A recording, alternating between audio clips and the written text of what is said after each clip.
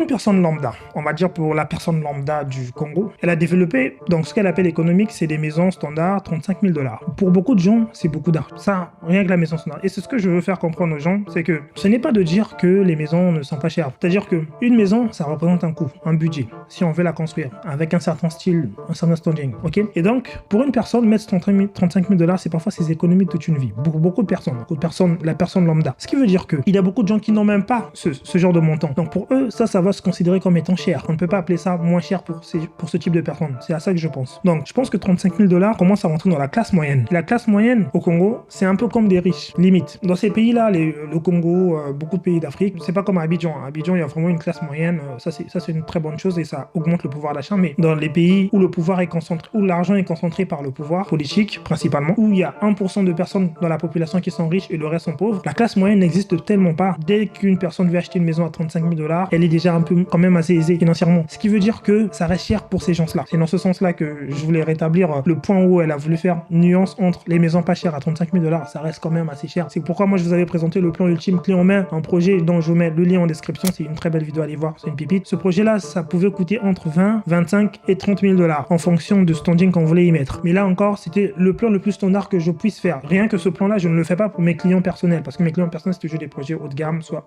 au standing, soit de luxe. Mais ce plan-là, c'est un plan standard que j'avais fait pour la communauté, pour les gens qui veulent construire. Mais même celui-là, il y a encore beaucoup de réticence parce que c'est pas à la portée de toutes les bourses. Comprenez? Ce qui veut dire que si vous voulez construire une vraie maison avec un vrai budget, minimum, mais vraiment le minimum, 50 000.